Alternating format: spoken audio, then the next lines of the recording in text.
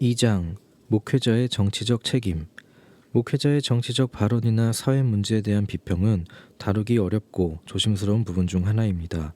우리 사회가 워낙 사상적 편가르기가 심하고 교회 안에서는 개인의 의견이라 하더라도 특정 이슈에 대한 자신의 견해를 마음 편히 표현하는 것조차 눈치가 보이는 상황입니다.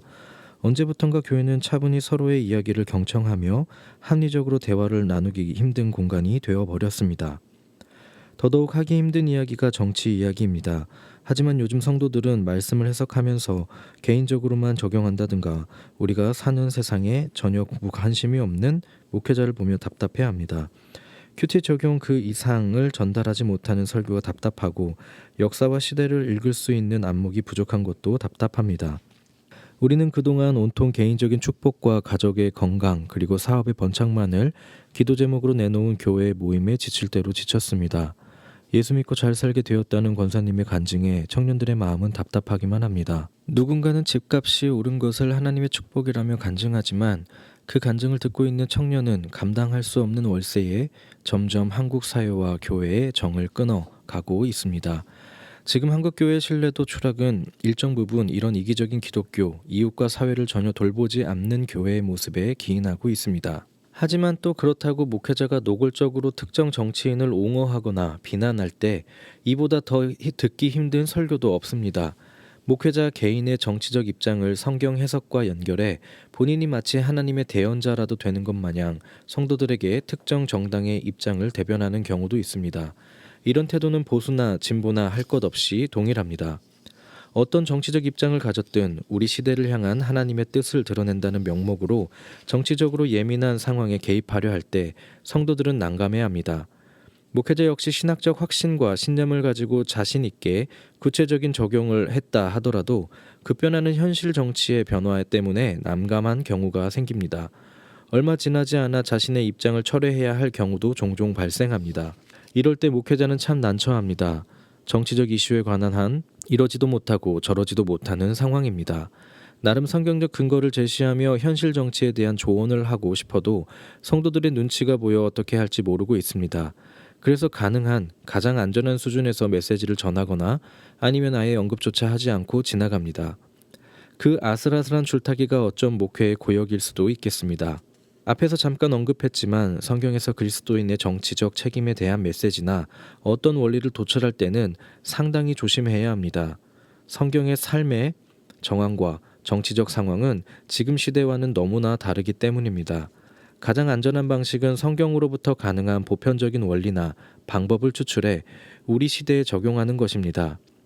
비록 상황과 환경은 달라졌어도 시대와 장소를 초월하는 기독교의 가치와 관점을 전달하는 것이죠. 이 역시 해석자의 주관적인 견해가 개입되지 않을 수 없지만 그렇기 때문에 겸손하게 성경을 해석하고 항상 열린 자세로 해석의 결론을 열어두어야 합니다.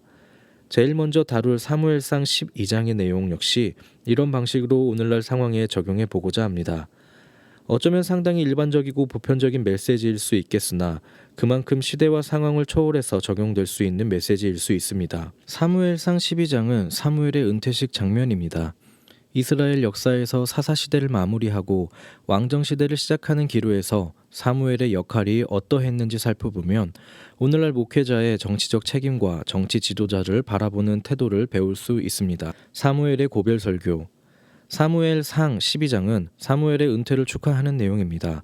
사무엘은 마지막 사사로서 자신의 리더십을 물러주어야 할 때가 되었습니다. 이후 이스라엘 백성은 주변 나라들처럼 왕을 세우려고 했습니다. 이 본문은 사무엘이 퇴임하기 전에 작별 인사를 하는 장면입니다. 사무엘은 그동안 지도자로서 자신이 했던 업적을 나열합니다. 그런데 이상하게도 그는 자신이 하지 않은 일들을 언급합니다. 내가 여기 있나니 여호와 앞과 그의 기름 부음 받은 자 앞에서 내게 대하여 증언하라. 내가 누구의 소를 빼앗았느냐, 누구의 나귀를 빼앗았느냐, 누구를 속였느냐, 누구를 압제했느냐, 내 눈을 흐리게 하는 뇌물을 누구의 손에서 받았느냐. 그리하였으면 내가 그것을 너희에게 갚으리라 하니. 그는 다른 사람의 재산을 빼앗는 일에 자신의 지위나 권력을 사용하지 않았다고 말합니다. 그는 아무도 속이지 않았습니다. 또 어떤 이가 유리한 판결을 받도록 돕기 위해 뇌물을 받지 않았다고 말합니다. 그가 얼마나 적극적으로 정의롭고 공정한 공동체를 만들기 위해 애썼는지 구체적으로 언급하지는 않지만 적어도 청렴하고 정직한 지도자였던 것은 분명해 보입니다. 사무엘은 아마도 자신이 백성을 다스리고 재판할 때 스스로 세운 도덕적 기준이 있었던 것으로 보입니다. 비록 긍정적인 방식으로 어떤 정책과 개혁을 추진했는지 알 수 없지만 자신의 기준에 부합하는 통치를 했던 것 같습니다. 누군가는 이런 그의 소극적인 모습이 다소 못마땅할 수 있겠지만 성경에 등장하는 여러 지도자들의 모습과 비교해보면 이조차도 대단하다는 것을 알 수 있습니다. 사무엘서와 열왕기서를 살펴보면 이스라엘의 지도자 중 도덕적으로 정직하고 깨끗한 사람은 별로 없었습니다. 아니 반대로 정말 나쁜 놈들의 전성시대라 할 만큼 온갖 나쁜 짓을 많이 했습니다. 그들과 비교하면 사무엘에 대한 성경의 평가는 상당히 긍정적이라 할 수 있습니다. 사실 성경은 지도자의 도덕적 성품을 리더십의 가장 중요한 요소로 생각하고 있습니다. 지도자의 통치 능력이나 자질을 부각시키기보다는 오히려 도덕적 성품에 집중한다는 것을 알 수 있습니다. 역사가의 평가에 있어서도 지도자의 청렴과 부정부패를 저지르지 않는 것이 중요한 자질로 평가됩니다. 또한 사회적 약자를 돌보는 따뜻한 마음 역시 통치자의 자질 중 하나입니다. 예레미야 선지자는 여호야김의 허위허식을 날카롭게 비판하면서 요시야 왕에 대해 평가하기를 왕으로서 청렴하고 백성들을 괴롭히지 않았다고 말합니다. 그리고 이러한 그의 도덕적 청렴함이 바로 하나님을 아는 지식이었다고 말합니다. 불의로 그 집을 세우며 부정하게 그 다락방을 지으며 자기의 이웃을 고용하고 그의 품삯을 주지 아니하는 자에게 화 있을진저 그가 이르기를 내가 나를 위하여 큰 집과 넓은 다락방을 지으리라 하고 자기를 위하여 창문을 만들고 그것에 백향목으로 입히고 붉은 빛으로 칠하도다. 내가 백향목을 많이 사용하여 왕이 될 수 있겠느냐? 내 아버지가 먹거나 마시지 아니하였으며 정의와 공의를 행하지 아니하였느냐? 그때에 그가 형통하였었느니라. 그는 가난한 자와 궁핍한 자를 변호하고 형통하였나니 이것이 나를 알미 아니냐? 여호와의 말씀이니라. 이처럼 여호와를 아는 지식은 사치가 가득한 곳에서도 도리어 연약한 자들을 돌보고 그들과 연대하는 것을 의미합니다. 추상적인 지식이 아니라 매우 구체적이고 현실적인 필요를 채워주는 지식입니다. 예나 지금이나 종교 지도자들의 권위는 도덕적 우월성과 청렴함에서 나옵니다. 그리고 그 도덕적 우월성이 이웃들 사이에서 정의를 세우고 특별히 가난한 자들에게 향할 때 사회적으로나 정치적으로 큰 힘을 발휘합니다. 요즘과 같은 시대에 목회자가 아무리 광장에서 정의를 외친다 한들 사람들이 콧방귀도 뀌지 않는 이유는 바로 이들에 대한 도덕적 신뢰가 없기 때문입니다. 종교사회학자 강인철은 탈종교적 상황에서 종교가 대중에게 공감과 지지를 얻기 위한 조건으로 도덕적 권위 회복과 소통 능력 향상을 말합니다.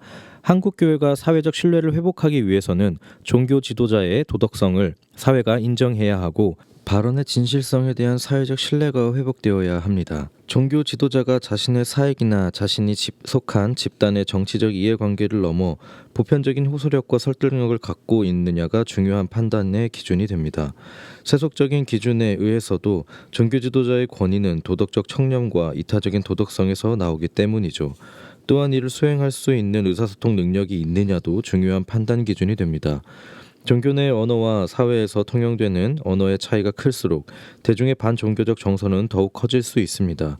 존경과 권위는 종교와 세속의 경계를 뛰어넘어 동일한 가치에서 나옵니다. 사무엘과 요시야 왕이 보여준 청렴한 지도력과 도덕 통치는 성경적 가치를 넘어 세속 사회에서도 얼마든지 통용되는 권위의 근거가 될 수 있습니다. 목회자의 책무. 사무엘은 지도자의 자리에서 은퇴를 하지만 사실 엄밀하게 말하면 완전히 은퇴한 것은 아닙니다. 그는 은퇴한 후에도 계속해서 이스라엘의 영적인 지도자로 활동합니다. 사무엘은 특정한 직무와 직책으로부터 물러났지만 그가 하나님의 종으로 활동하는 일에는 은퇴하지 않았음을 알 수 있습니다. 본문에서 사무엘은 백성들을 위해 두 가지 일을 계속합니다. 사무엘이 백성에게 이르되 두려워하지 말라. 너희가 과연 이 모든 악을 행하였으나 여호와를 따르는 데에서 돌아서지 말고 오직 너희 마음을 다하여 여호와를 섬기라. 나는 너희를 위하여 기도하기를 쉬는 죄를 여호와 앞에 결단코 범하지 아니하고 선하고 의로운 길을 너희에게 가르칠 것인즉 먼저 그는 백성을 가르치고 경고하는 일을 쉬지 않았습니다. 사무엘은 이스라엘의 지난 역사를 백성들에게 알려주면서 하나님의 심판은 그들을 다시 돌아오게 하려는 그분의 뜻이었다고 알려줍니다. 구약 성경에서 하나님의 심판은 대부분 사람들로 하여금 자신의 오류를 깨닫고 그것에서 돌아서도록 격려하기 위한 개혁을 의미합니다. 그러니 사실 하나님의 심판은 자신의 백성을 회복시키기 위한 것이었습니다. 사무엘은 사람들에게 하나님을 떠나 우상에게로 돌아서는 것에 대해 지속적으로 경고합니다. 둘째로 사무엘은 백성을 위해 계속 기도하겠다고 약속합니다.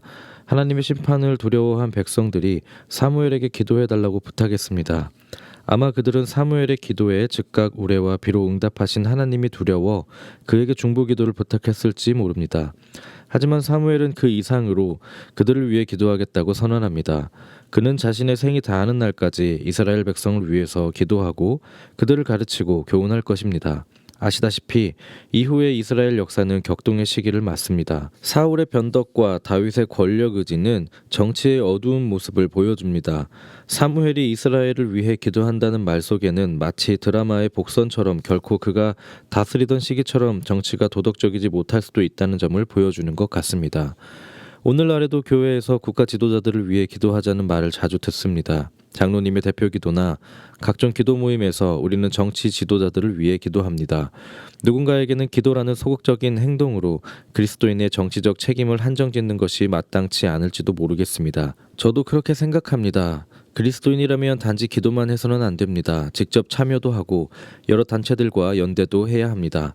각자의 소명에 따라 정당 정치에 참여하거나 직접 정치인이 되는 것도 한 방법입니다. 다만 목회자에게 필요한 정치적 책무는 무엇인지 다시 한번 생각해 보면 좋겠습니다. 목회자의 경우 우리는 그가 맡은 역할이 무엇인지 진지하게 고려해야 합니다. 저는 은퇴한 사무엘의 중보기도가 오늘날 목회자의 정치적 책무가 아닐까 생각합니다. 미래에 대한 두려움과 불안으로 쉽게 마음의 안정을 찾지 못하는 이들에게 든든한 버팀목이 되어주고 그들을 위해 기도해주는 것은 결코 소극적인 행동이 아닙니다.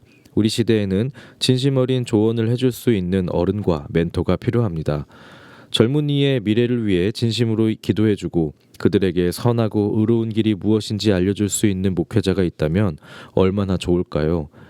마지막 본문을 다룰 때 다시 자세히 언급하겠지만 그리스도인의 기도는 정치적으로 강력한 힘을 가지고 있습니다. 예배를 통해 사람의 마음과 성품을 형성한다면 그 중심에는 기도가 자리 잡고 있습니다. 이웃과 세상을 품는 기도는 그 자체로 그리스도인들의 가장 강력한 정치적 책무라고 할 수 있습니다. 그리스도인의 정치적 책무, 사무엘상 12장 말씀을 통해 생각해 볼 점이 하나 더 있습니다. 사무엘을 마지막으로 사사시대가 끝나고 군주제로 넘어가는 지점에는 백성들의 개입이 있었습니다. 이스라엘 백성은 사무엘에게 왕을 세워달라고 요청했습니다. 왕을 세우면 자기들도 이웃 나라들처럼 강해질 것이라고 생각한 거죠. 어쩌면 이들은 자신들의 통치 방식에 대해 어느 정도 의견을 제시할 수 있는, 아니 더 나아가 적극적으로 개입할 수 있는 주권이 있었는지도 모르겠습니다. 이런 백성들의 요구에 사무엘은 다소 애매한 입장을 가지고 있었던 것 같습니다.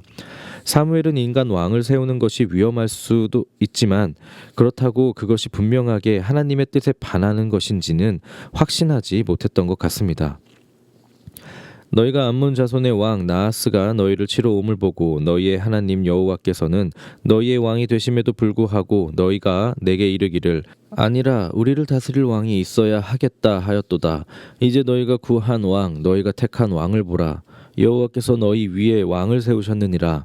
너희가 만일 여호와를 경외하여 그를 섬기며 그의 목소리를 듣고 여호와의 명령을 거역하지 아니하며 또 너희와 너희를 다스리는 왕이 너희의 하나님 여호와를 따르면 좋겠지만은 너희가 만일 여호와의 목소리를 듣지 아니하고 여호와의 명령을 거역하면 여호와의 손이 너희의 조상들을 치신 것과 같이 너희를 치실 것이라. 이스라엘 백성에게 왕은 여호와 하나님입니다. 하지만 그들은 이웃나라와 같은 인간 왕을 원했습니다. 인간 왕은 여호와의 라이벌로 이해될 수도 있습니다. 하지만 하나님은 그들의 요구를 들어주시기로 했습니다. 인간 왕이 자신에게 복종하고 계명을 따른다면 그들의 요구와 그들의 길을 가도록 허용해 주시는 것 같습니다. 하지만 반대로 그들이 세운 왕이 여호와를 섬기지 않는다면 동일하게 그들에게 심판이 임할 것임을 사무엘을 통해서 알려주십니다. 이스라엘 백성이 인간 왕을 요구하는 것과 하나님이 이를 허용하는 과정을 보면 하나님의 백성이 정치에 참여하는 것은 정상적이고 자연스러운 것으로 보입니다. 그리고 그렇게 세워진 정부는 하나님의 뜻의 일부처럼 보입니다. 하나님의 뜻과 기독교적 가치가 무엇인지에 대해서는 사람마다 다양한 견해가 있을 수 있고 해석의 갈등을 겪을 수도 있습니다. 하지만 일단 그리스도인들이 정치 지도자의 행동과 정책에 대해 감시하고 분석하는 것은 타당해 보입니다. 물론 다시 한번 말씀드리지만 성경 시대의 정치인과 우리 시대의 정치인은 전혀 다른 세계를 살아가는 직위이기 때문에 직접적인 대응이나 적용은 위험합니다. 그럼에도 지도자와 좋은 정부를 만들려는 그리스도인의 책무에는 큰 차이가 없습니다. 이스라엘 백성은 자신들의 지도자를 세우는 데 있어 적극적이었고 그에 따른 책임도 져야 했습니다. 단순히 지도자를 뽑고 뒷짐지는 태도로 정치에 방관적인 자세를 가질 수는 없었습니다. 하나님께서는 지도자의 잘못을 곧 그들의 죄로 책망할 것을 약속했기 때문이죠. 정치 지도자를 위해 중보 기도하는 것만큼이나 정의롭고 진실한 지도자를 뽑고 그가 정치를 잘하는지 감시하는 것도 중요합니다. 우리는 사울과 다윗의 정치 활동을 보면서 인간 왕이 세워지면 그들이 어떤 일들을 하는지 봤습니다. 성경은 그들 역시 죄를 짓고 실패할 수밖에 없는 지도자였다는 것을 보여줍니다. 사무엘의 아들들은 백성들이 보기에도 신뢰할 수 없는 인간이었습니다. 사울은 초기에 보여준 모습과 달리 왕이 된 이후 심각한 문제를 가지고 있었습니다. 다윗 역시 큰 죄를 많이 지었습니다. 성경은 지도자의 자질을 평가함에 있어 점수를 후하게 주지 않았습니다. 그러니 사무엘이 계속해서 사람들에게 주님의 도를 가르치라고 했는지도 모릅니다. 그리스도인의 정치적 책무는 끊임없이 우리가 세운 정치 지도자가 선하고 의로운 길로 갈 수 있도록 기도하고 가르치고 훈계하는 것이라고 할 수 있습니다.